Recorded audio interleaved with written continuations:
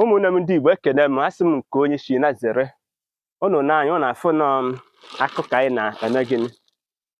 akụ ka anyị na-agba n'akpa na ndị anyị gbara ihe ebe ọrụ mama anyị keri ma ọ sị na m ji agbachichicha akụ n'akpa na ndị mgbara sinsi ụtụtụ na-eye sinsi ụtụtụ ka m na-agba akụ a na-eye ifuru ya na-eye sinsi ụtụtụ ka m na-agba akụ bịa ka ifuru ọ sị na m ji emechicha akụ a bịa gosi ihe bịa gosi ihe ọ sị na m ji agbachicha akụ a n'akpa tupu ma ana m eje ebe m na-eje na-akpafu ọnụ nje ha agbage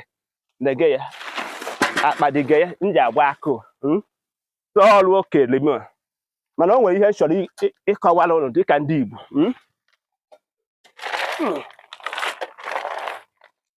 ịma na ụnụ bịa na n'ezinaulo na vileji ịma na alaha alaha ụra ehihie ụra na-evu nsi mama anyị sị na m eje ha alaha ụra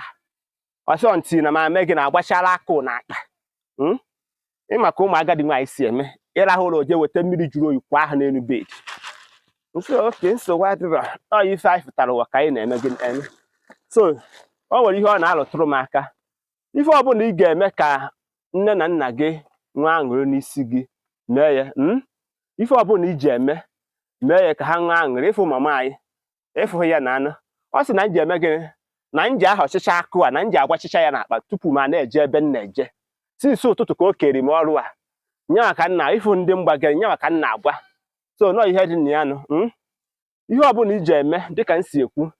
ka nne na nna gị nwee aṅụrị ka e nwee ike ịgọrọ gị ọfọ nke ndụ biko mee ya akpasukwana iwe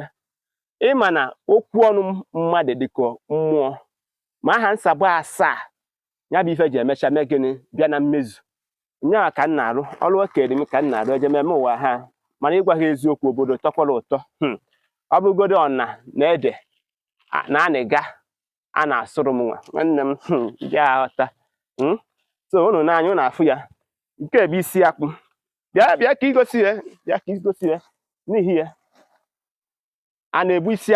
akwụ a na-adị na abroad anaghị ebu isi akwụ na-eye ka m gosi unu nke ọzọ ka m gosi unu nke ọzọ nke bụ ehu nke bụ atụrụ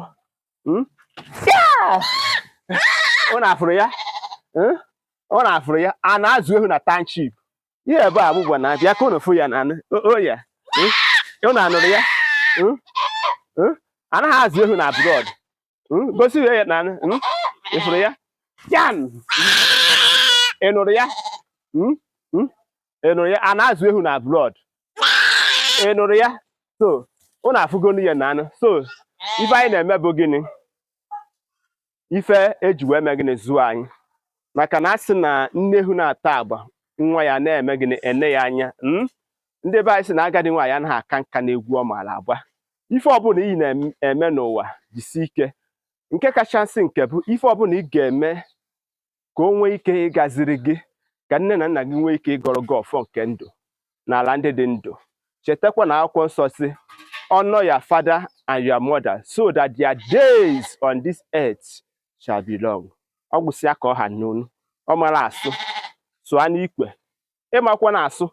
sụọ ya n'ọkpa gị si ihe nwere ike imedo biko ife ozi a gbasara ya sonyere m na my Facebook page at Maazi-UC and also my YouTube page gaa na my YouTube page gbalị m igwe ozi gị oge ọbụla m wejere ife ozi ka ị nwee ike ije gere ya ụmụnne m ndị Igbo ekene m unu